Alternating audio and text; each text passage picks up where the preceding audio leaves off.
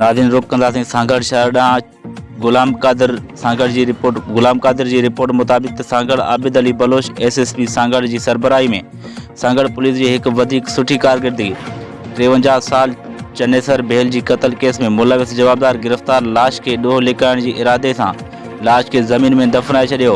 SSP Sanghar Abid Ali Baloch जी blind murder case के trace करण लाइ डीएसपी खिपरू गुलज़ार अली मरी जी सरबराही में एसएचओ खाही सब इंस्पेक्टर मोहम्मद जुमन खोस सां गॾु क़ातिल जवाबदारनि खे गिरफ़्तार करण जो पिणु टास्क ॾिनो। फरियादी जी घरवारी ऐं भाइटी क़ातिल निकिता। गिरफ़्तार जवाबदारनि जो पिणु पुलिस जी अॻियां ॾोह क़बूल कयो वियो आहे।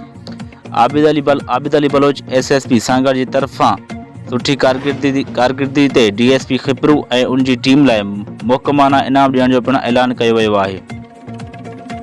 खाई पुलिस के खाई थाने जी हद रहायशी ॻोठ इनायत मरी जे ज़िम्मेदार ग़ुलामुल वलद इनायत मरी ॻोठ में हिकु लाश जी मौजूदगी जो इतला ॾिनो। अहिड़ी इतला मिलण ते एसएसपी सांगड़ आबिद अली बलोच हिकदम लाश जी मिलण जो नोटिस वरितो ऐं डीएसपी खिपरू गुलज़ार अली मरी जी सरबराही में एसएचओ खाई मोहम्मद जुमन खोसो ऐं ॿिया पुलिस एहलकारनि ते पिणु मुश्तमिल तफ़्तीशी टीम ठाही। खाई पुलिस बर वक़्त जाइ सरज़मीन ते पहुची ज़मीन में दफ़न थियल लाश जंहिंखे कुतनि पहिरीं खां ई बेहुरमती करे चुका हुआ ऐं पोइ पुलिस लाश के ज़मीन खां कढी ॿाहिरि कढियो। जाइ सरज़मीन ते शायदि गॾु करणु शुरू कया ऐं ज़रूरी कार्रवाई सां गॾोगॾु शकी माण्हुनि खे पिणु तफ़्तीश में शामिल कयो वियो।